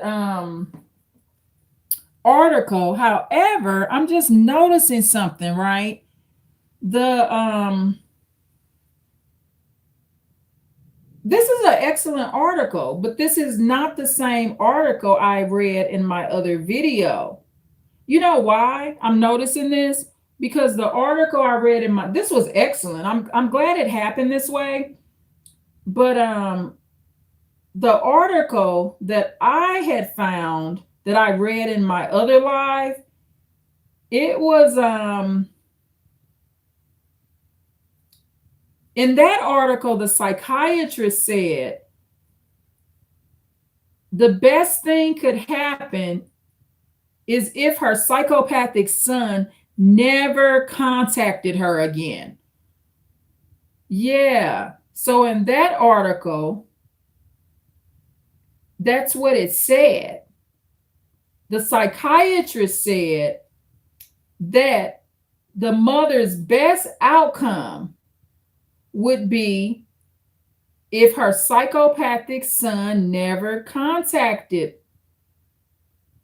his mother again. You know what? Gosh, I'm glad I didn't notice it till later, because this article was an excellent article. This one was a different article because so I can say I added something different to my lives, but I'm just wondering where that other article went.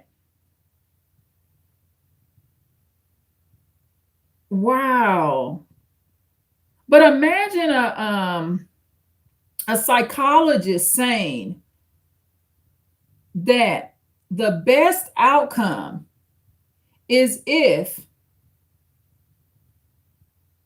the psychopathic son never contacted his mother again. Imagine a psychologist saying that. But you know what I did? I did a screenshot of that. I did a screenshot of that article. I sure did. So that's why it's good to do the screenshots. Let me try to find it here.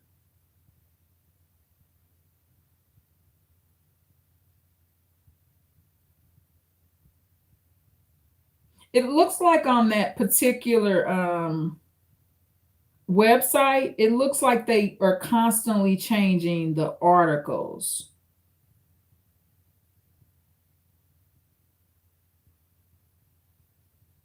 Okay, let me see if this one's it.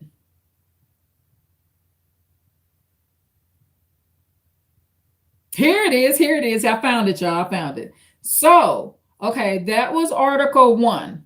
Okay. So that was article 1. Okay. Now, here's the article that I read in my other live that I'm going to go over. So, okay. Article 1, I already read that. Okay, so now this is a second article. Okay, so this is a mother protecting herself from her psychopathic son. So I already did one article. So now I found the other one. And I'm glad it happened that way because guess what? That means for the first hour and a half, I discussed something new that I had not went over in the other live. However, I am going to recap on this article. Okay, so this is article number 2 for this live. But this article I went over in the other video. So this mother is protecting herself from her adult psychopathic child. Okay. So it's anonymous. She says, your child is not normal. Okay. Can you imagine feeling happy and relieved at reading these words about your child, words that were written to me by an experienced therapist? Can you imagine being told by a psychiatrist that the best outcome you could hope for with your adult child is that they never contact you again? This is the best possible outcome. Boy, these psychiatrists are gangsters, y'all. Psychiatrists don't play. The psychiatrists say your best outcome. This is what the psychiatrist telling the mother. Do you know how horrible that this psychopathic son gotta be for the psychiatrist to say this? Now notice, in the first article I read, in the first hour and a half of this video, notice that that psychopathic son in the first article with the mother and father in the home, that first psychopathic son was able to trick the therapist into playing victim. But no, this psychiatrist, you can't trick this one. This one is a boss. So the psychiatrists say your best possible outcome. Imagine a psychiatrist telling this to the mother of her psychopathic son. Your best possible outcome is if he don't contact you no more. Now, does this sound like it's the mother's fault and she did something? No, this is deep. So this is a real psychiatrist right here. I'm reading article 2, y'all. So this mother says in this article, can you imagine looking through a stack of saved papers relating to your psychopathic child and finding articles with titles like what drives emotional abuse and how to begin to recover? This is the mother that needs to recover, y'all. The mother says in this article, can you imagine needing to talk to your boss to alert them that they might be receiving an anonymous and malicious complaint about you from your adult child? This mother says she has had all these experiences. In this article, this mother of a psychopathic son also says, the reason I was so happy and relieved to be told at last that my child wasn't normal was that I finally knew that there was an explanation for the horrible way my child treated me. Unfortunately, the explanation was that my child is psychopathic. And you know what? When you get this explanation, whether it be through the court system, a therapist, a psychiatrist, it does provide some relief because you can study and learn what a psychopath is. And basically, the person has a child that has no conscience, okay? And they're highly narcissistic and mean and evil, okay? So, but it will provide some relief to at least give it a name, and, you know, the parent can know that other parents have dealt with this as well, and parents have been victimized by these kind of sons. Okay, so, and again, I said in the beginning, y'all, I have lives about psychopathic daughters. I did one about a psychopathic daughter that unalived both her parents over in the United Kingdom. So on this channel, I'm not biased. Sometimes I talk about a psychopathic female. Sometimes I talk about the psychopathic son. I'm very fair. I talk about both type of psychopaths, the female and the sons, or the psychopathic ladies and the men. However, this video is about the son. So if you want to go in my lives where I talked about the psychopathic murderer, that's a lady, then that unalived both her parents over in the United Kingdom, you can go to that video. But I try to be fair on this channel. This is not a man bashing channel or a lady bashing channel. I try to give you both perspectives to help you. Um, so this mother in this article, she's relieved that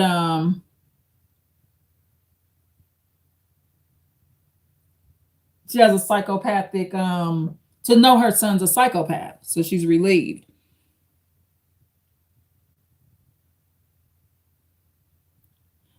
She says, I didn't know that at the time, but looking back at family photos, I see that facial expression my child wears in almost all of them. He has a haughty, arrogant, and hostile look, almost never a real smile. Who would want to make such faces? Is what she says. Okay.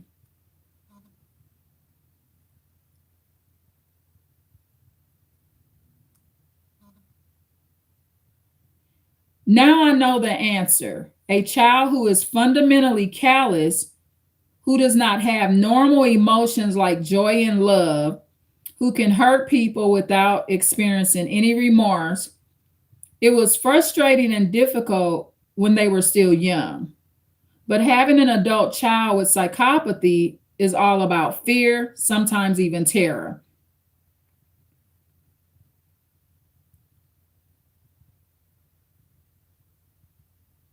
Emotional fear of my child is what this mother says in this article, okay? Going on for this is another anonymous article, y'all. Fear of their constant seething anger, their withering and never ending insults. My child didn't like my voice, my cooking style, the way I clean the house, and other things I've tried to forget. I don't know what it is with psychopathic children, but several I've heard of hate the sound of their parents' voices.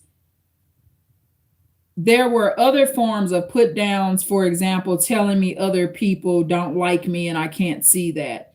A child can also not like a parent's voice if they have a lot of anxiety too. Um, and psychopathic children, they may not just have psychopathy, they may have anxiety as well. So this mother in this article says, and it's not accidental, their malicious intent. This mother says she remains in physical fear of her son, fear that her son would try to kill her, and even an idea of how he would do it. Fear of speaking up to anyone about my experiences, of admitting to anyone that I'm afraid of my own adult child. And I talked about that earlier. I just don't think it's a good idea for a son to know his mother is scared of him. I think he should know that his mother is setting a boundary, but not a boundary based on fear. Okay. Displaying this to a psychopathic son will make him do more to her because he believes that she's a good victim because his own mother is scared of him. So the hierarchy is damaged right there. That's just my perspective. So the article goes on to say fear of being accused by other people of having created the psychopathy herself, whereas I know that I'm the victim of it and not the cause. So this mother is confident in this article that she's a victim, not the cause. It's not always good to take blame for stuff that you really ain't in control of, y'all. It's not a good idea. So I commend her for that stance that she's taken. So the article goes on to say, fear of my child's false claims that they are scared of me, fear of the fake crying, the manipulation of the therapist. So she got a psychopathic son that's like an actor. Fear of their lying about me to others, the last of which is so humiliating and disgraceful, the false claims that I was an abusive parent, which I believe they love to say since it was garnered by much attention, was so vile. But a psychopathic son, he can consider her an abuser because she didn't buy him his favorite toy that week because she had to wait till payday. So what do they consider abuse? That's what you got to look at with psychopathic sons. Fear of the criticisms, of the panic attacks I have had, a result of the way my child treated me. This is more of the article, y'all. A mother talking about her psychopathic son. Um, this mother says, I have found myself wishing that there was a mistake at the hospital, that somebody could convince me that this child isn't my biological child. The fact that my body produced this child feels like such a betrayal. How could my own body produce a person who would grow up to abuse me?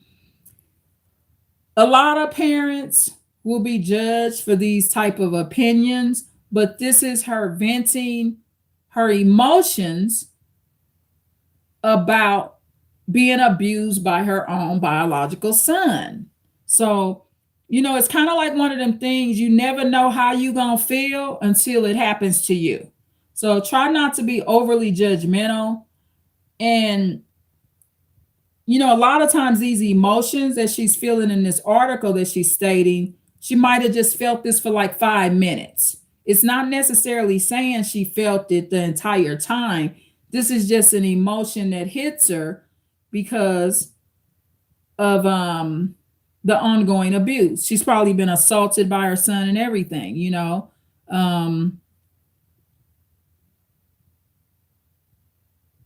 One seasoned police officer, his younger brother broke his mother's nose, their mother's nose, and is doing 18 years right now in the penitentiary. I don't know what else he did, but police officers, imagine being a police officer and your baby brother assaulted your mother and is now doing 18 years in the penitentiary, and he's a seasoned police officer. He's a police. So one son's a police officer, but the other son is in the penitentiary. And it sounds like he did more. But that mother goes to visit her psychopathic son. She sure does. She visits him in prison. Her youngest son broke her nose. And so this seasoned police officer, he grew up policing. Way before he got on the streets policing, he's already policing the family because he has to constantly stop his little brother from assaulting his mother and other family members. Okay. So this mother in this article that has the psychopathic sons or son, one son, she says, I have reluctantly come to realize my child doesn't feel any true affection for me. I was a prop, a tool to get other people's attention, to become the center of attention, which they crave. This anonymous mother of the psychopathic son says, if you have the misfortune to be the parent of a psychopathic child, I know you will recognize elements of your own stories in mine. Look, she called it a misfortune, y'all. You will meet people who will doubt your story or doubt that you tried your hardest to be a good parent or both. They will think you caused your child's problems and that you're getting what you deserve. And also what they'll do is, how she's saying it's a misfortune to have a son like this. They'll think that she talked like this all along. This is after decades and decades and years of her son's abuse, that she's came to this conclusion that it's a misfortune. Now, when she first was learning about her son's psychopathic behavior, trust me, she was very protective of him. But after a few assaults, a few robberies, and how he talks to her, the psychopathic sons talk to their mothers pretty bad. She feels it's a misfortune to have him. And it is. It actually is a misfortune to have anybody around you behaving like this, whether it be your son, your cousin, your neighbor. It is a misfortune. Most people will not consider this a blessing. Okay. So in most cases, this is not how she talked about him at first. She probably was the mom, like, oh, look at my baby. So going on, the mother says in this article, she's talking about her psychopathic son. She says, I want to make sure you know that there are others out there like you. I am like you. Parents like me understand how demoralizing raising a child with psychopathy often is. The mother of this psychopathic son goes on to say in this article more that sure, there are potential treatments, and sure, your adult child might improve over time. Emphasis on might, y'all, is what she said in this article. But until that happens, I am so sorry to say that the best thing you could do to help and protect yourself is to stop wishing for emotional closeness of any kind with your child. The best thing you can hope for and the best way to protect yourself from being a target is to have minimal contact with your child. Okay, now this is what I loved about this article, y'all. This mother of this psychopathic son says specifically, I would never let myself be alone with my child for fear of what they might do or what they might say I did. So I can relate to that because what I do, Elijah, the undiagnosed psychopathic relative that I have, he has this girlfriend and these two boys. They may not be his kids or they may be his kids. I don't care. What I do as a mother of a undiagnosed psychopathic son, I stay away so that way I'm not accused of anything that has to do with those babies. Because they get in CPS cases constantly. The babies, when they're around psychopaths, when your psychopathic son is raising babies, the children are in a bad home. Okay. They smoke dope around those babies. My psychopathic relative gets aggressive with the baby mama around the babies, and she gets aggressive with him because she might be one too. She acts like a psychopath as well. So that's another thing. Psychopathic sons, they go find another psychopath, and that just adds further harm to the situation. So I agree with this. This mother, she don't be alone with them. Okay. And this is a good thing to do, going around them. I got a fist in my side last September. Them people ain't seen me since. I ain't went back. And see, the thing is, when you have a psychopathic son, I'm not going to say all psychopathic sons do this, but a psychopathic son that does abuse his mother, he's okay if his friends and girlfriend abuses her as well. Okay. Mine is pretty honest. He'll tell me that he's not my protector. So I don't bring him around anybody in my family. He says he's not my protector. Somebody that's telling you they're not your protector, they'll harm someone you love too. Don't take that lightly. When a psychopathic son says he's not your protector, you don't leave him to babysit your cat and your nieces and nephews and other children in the family. He's saying not your protector. Anybody that tells you that they're not your protector, they'll hurt someone that you love or hurt you. Okay? It means just what it is. I'm not your protector. Okay? That's a very strong statement that I've never had anybody tell me that in my entire life.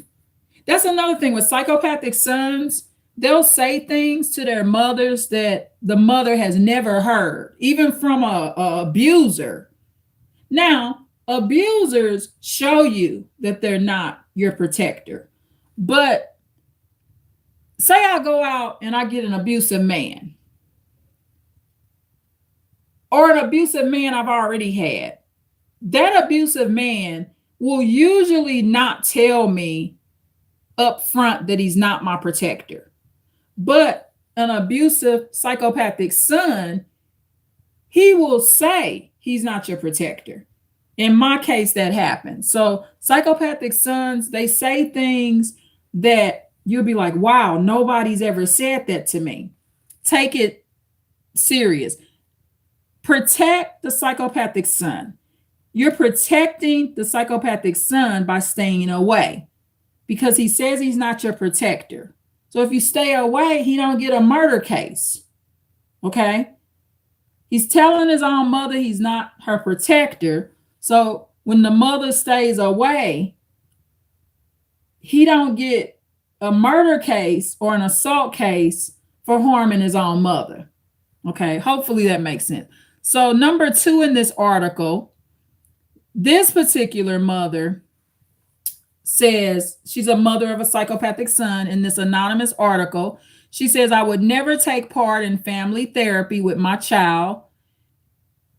There is a good chance that they will manipulate the therapist, and it's a chance I don't want to take. I was aware of this as well.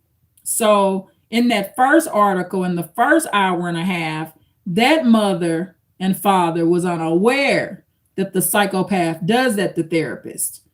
So in the first article, remember in the first article I read you, the psychopathic son was able to manipulate the therapist. But in this article, this mother was more aware that the psychopath would do that, and she didn't enter therapy.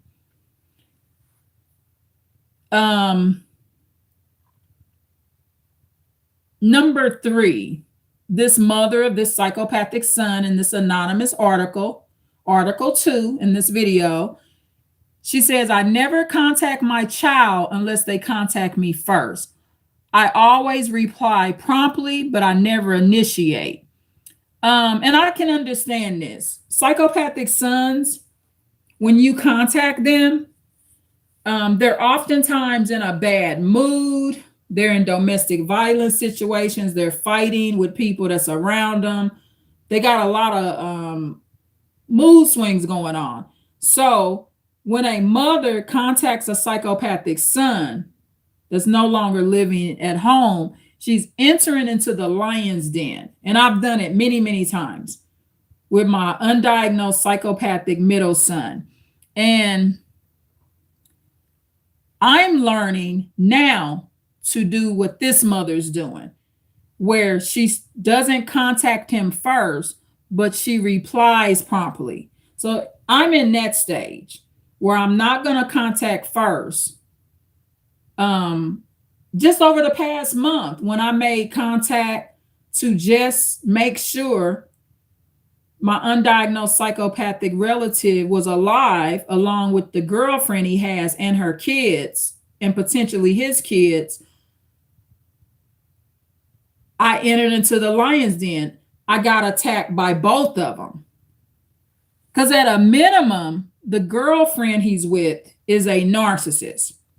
So you got an undiagnosed psychopath that's not your protector, and the girlfriend is a narcissist. So I learned from that. So this mother is right.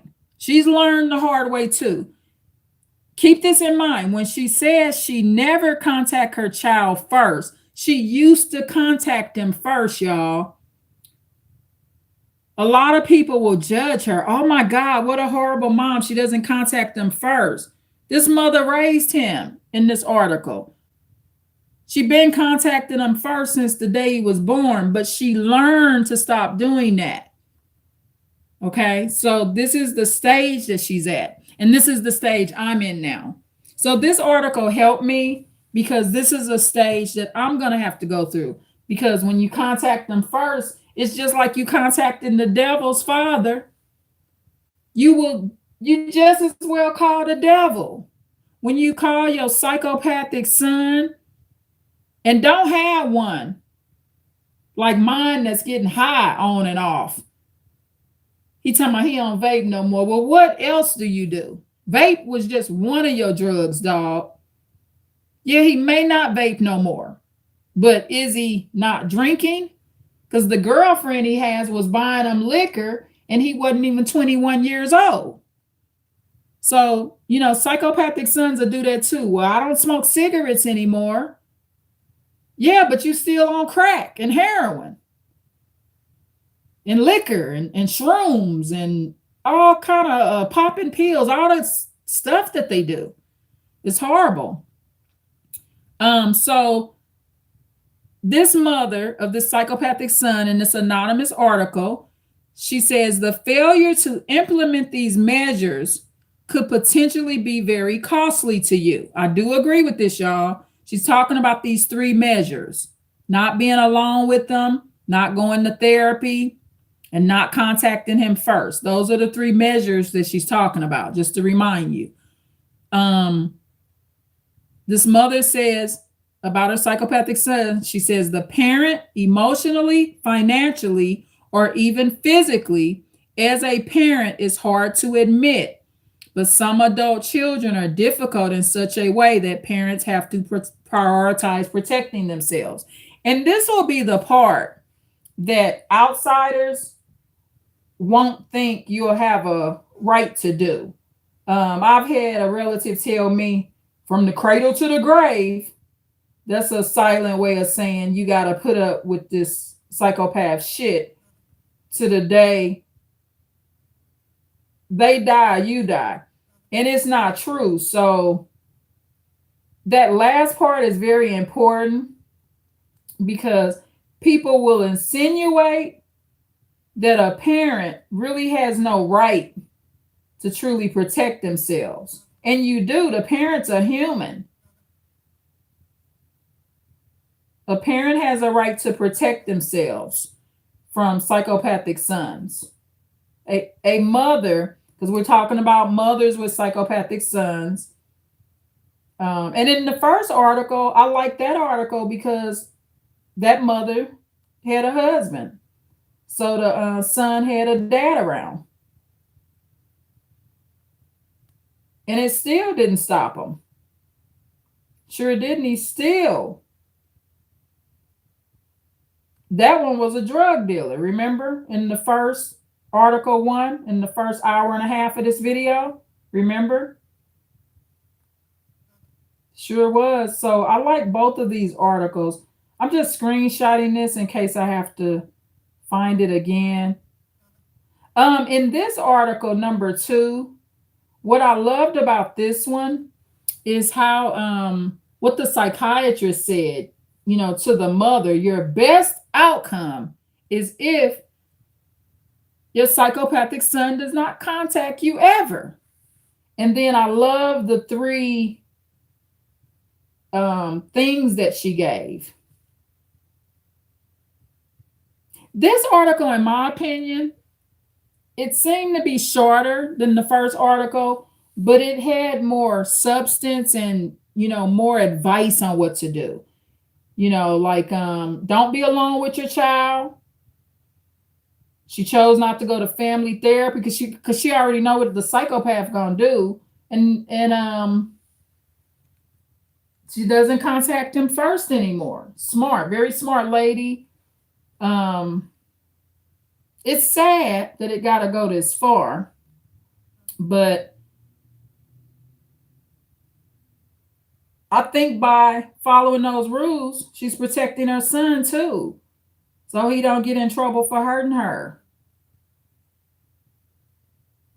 And I'm quite sure that's part of the reason she's doing it too. The mothers of psychopathic sons, we don't want them to hurt us. We don't. The average mother of a psychopathic son does not want their son in prison for losing their cool, for hurting their mother. We don't want that. So yeah, I hope y'all I found these articles very interesting. Okay. Very, very interesting. So let's see here. Okay. Article 1 was the first hour and a half. And then Article 2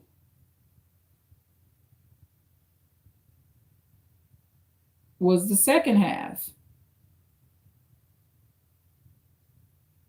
Okay, so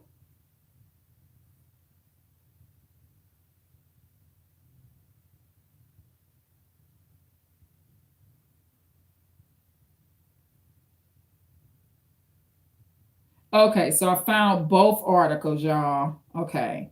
So I just wanted to make sure I could locate them, y'all.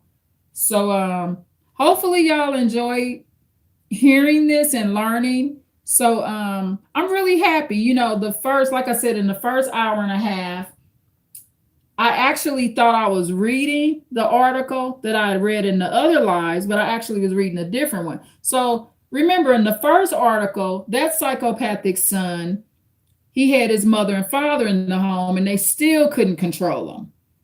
And in the second article, within the last 30 to 45 minutes that I've been reading, it's a mother that couldn't control her psychopathic son. So I kind of like how that happened because guess what?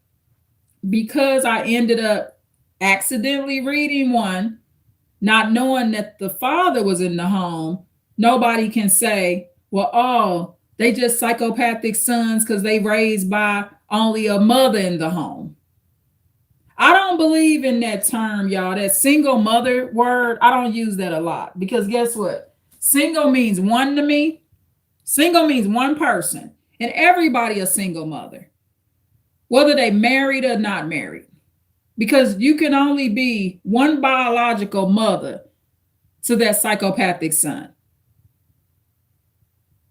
What's a double mother? Okay, a single mother, all mothers are single mothers because that child only has one biological mother. I can't stand that single mother. You don't hear a mother that's married running around saying, I'm a married mother. So why do people run around adding these labels on it? The bottom line is you're just a mother. You're not a married mother. You're not a single mother. You are only a mother. Please go back and read that part of the Bible. The Bible don't say nothing about single mother. It just say y'all mothers. Please click a like. There's only mothers. They ain't married or single. That's their situation. That's just the situation of the mother. If she has a husband, she has a husband. If she's lost a husband, she's lost a husband. But they just mothers. I had a lady call me a single mother and I asked her to stop it. I said, I don't address myself like that. We are mothers. I'm just a mother. And the reason I don't let people call me a single mother, because I don't want the sympathy.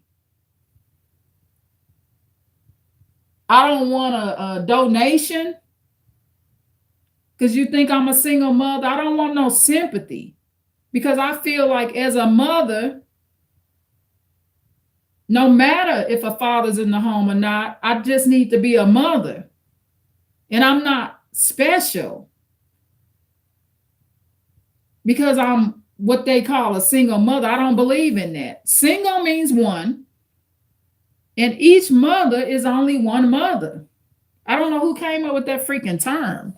I don't like it, and I don't address myself as that. I'm just a mother.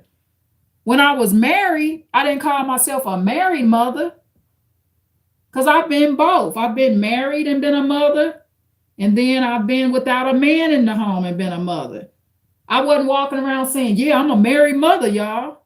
You're just a mother. I didn't take the label of married mother, and I don't take the label of single mother. So that's how I feel about that, y'all. Hopefully that'll kind of make sense. Remember what the word single means. Single means one. So if a lady's a married mother, is she double mother? Does she become, oh, I'm a double mother? No, it's still one of her. It's only one of you, whether you married or not. That's the bottom line. So I suggest removing the labels. It's also a red flag when you're putting a verb or a label in front of a powerful word.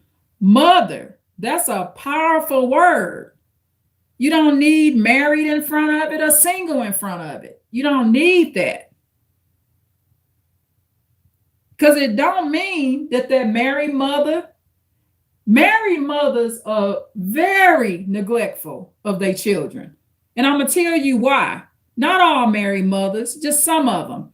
Married mothers are very neglectful of their children. You know why? Because a lot of times they focus is on their husband.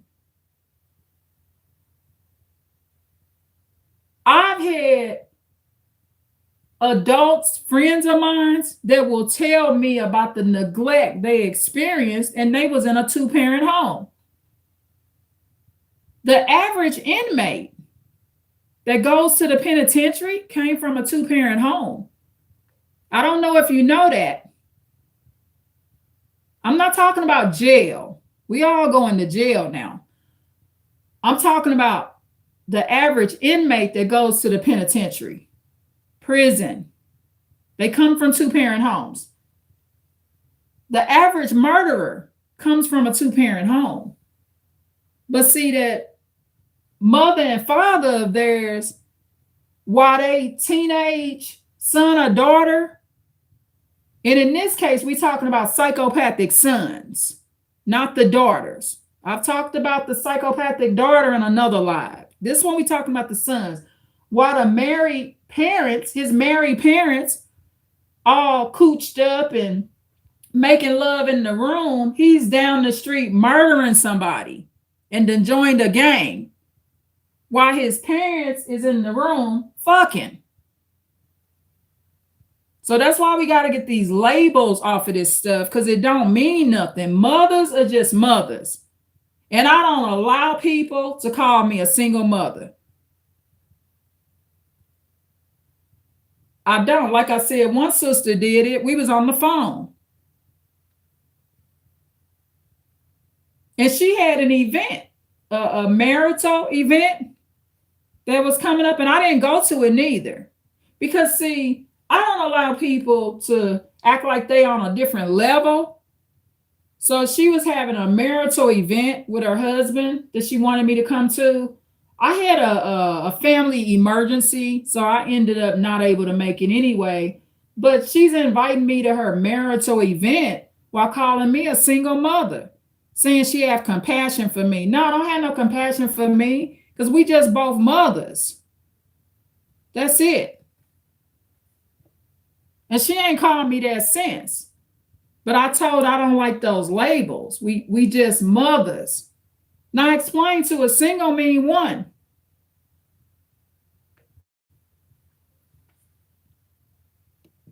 So that's just how I feel about that.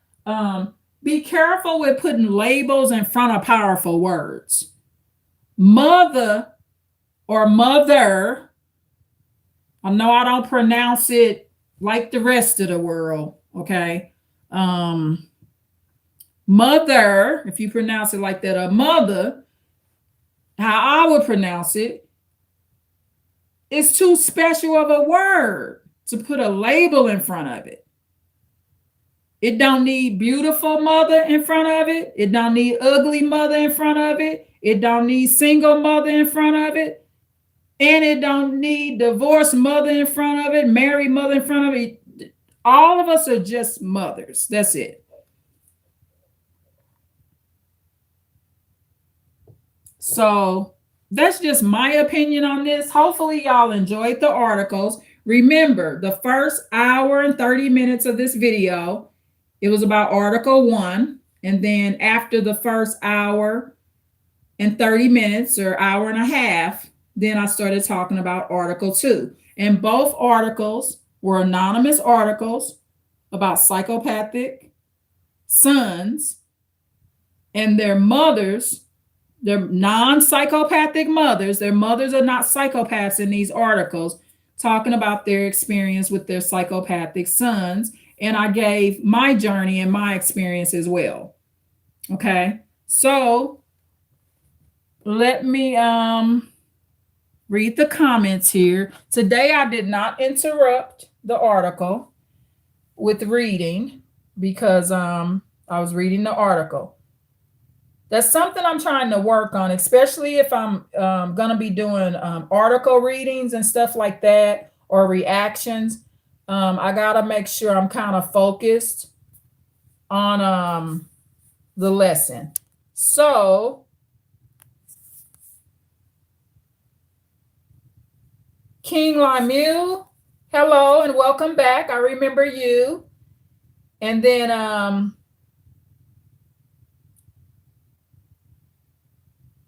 Uzar Katana. I already answered where I'm from. I'm originally born and raised in St. Louis, Missouri. I live on the West Coast, and I was born and raised in the United States of America. Okay. And then, yes, King Lamu, welcome back. I remember you. I'll never forget you. Thank you for coming back into another live. Please click a like, y'all, if y'all in here. And then hello to XQ, KK, Tissa, TYSA or Tysa. Hello to you. And then Tarta_1 says, hey, but listen to my music, Stay Gold by Tarta. Okay, I will check that out. Is that something I would find on YouTube, I assume? I'll screenshot that.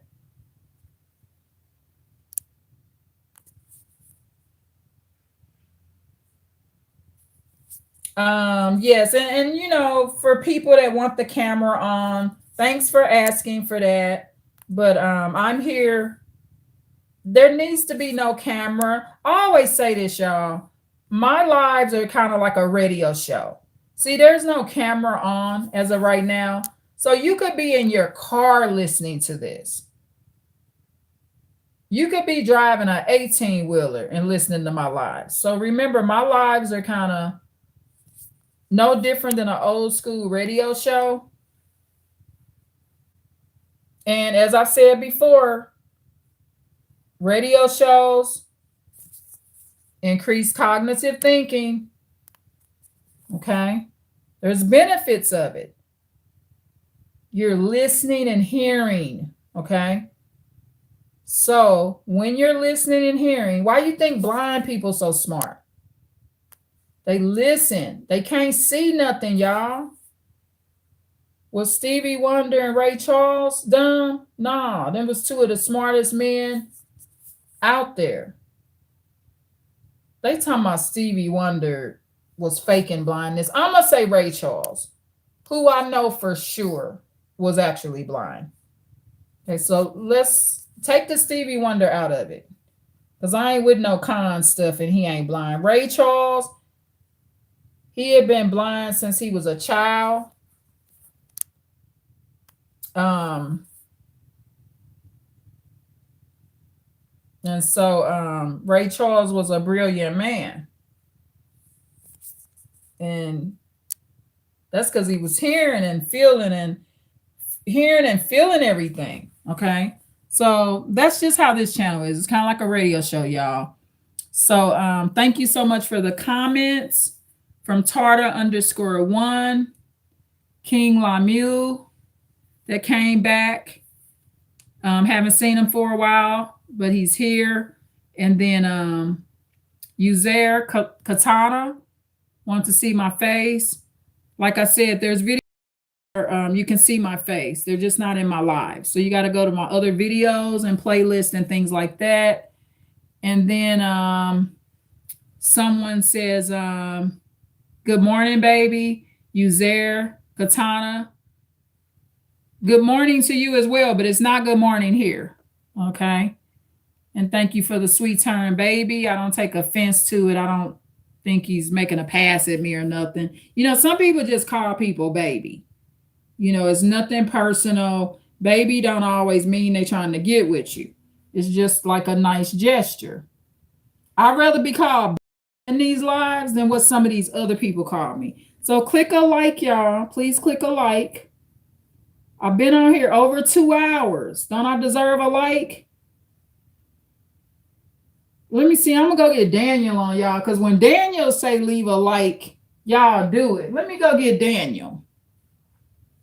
See what he had to say about this. I'm going to tell on y'all.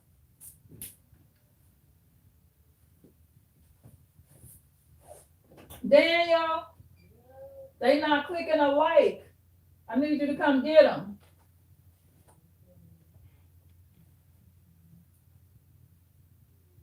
I've been on here 2 hours and they didn't click a like for your mom.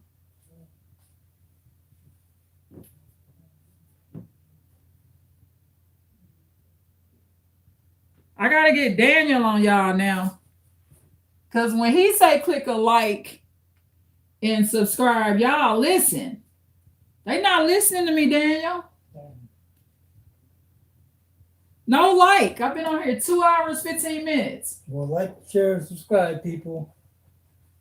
Like, share, subscribe. I just told them that ain't how you do it to get them to do it. Come on now. Well, like the video, please. No, you be threatening them. Come on now. Well, like the video, or I'm gonna come find you all. There won't be no more people. Okay. Do like the video. Like the video. Okay, thank you, Daniel. You're welcome. Leave that just like that. So please like, share, and subscribe, y'all. We like to tease around here. So do y'all have any questions before I end the live? So to sum this up, I read 2 articles, y'all. Okay. The 2 articles were from mothers of psychopathic sons. Okay. The first hour and a half of the video was an article that I read. It was an anonymous article. A doctor was even involved on that one. And that was a mother. She was married. She had a psychopathic son. And then in the last 45 minutes to 50 minutes on the second article, that one was of a mother that had a psychopathic son. And in that one, the psychiatrist said her best outcome is if her psychopathic son never contacts her again. Now, for a psychiatrist to say that, can you imagine the asshole that her psychopathic son was in therapy? Because for the psychiatrist to say that, he knows a lot about her son. So that's really amazing. But I commend the psychiatrist for understanding how that mother is being victimized by her own son. It's really sad. But I found Article 2, to be honest, both were helpful. But Article 2 gave the results. Okay, so please like, share, and subscribe. And let me see. Let me make sure no one had a question.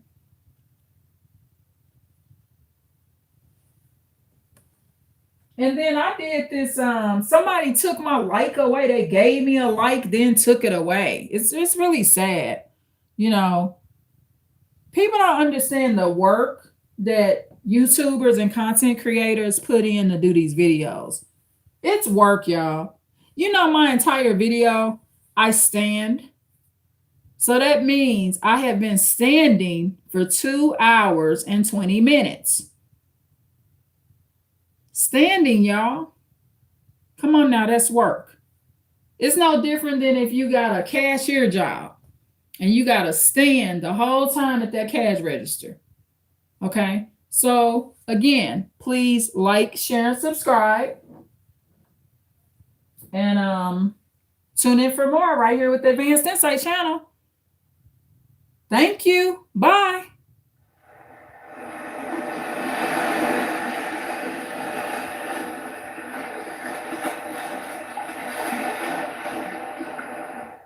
Please like, share, and subscribe to whoever just came in and rewatch the whole video.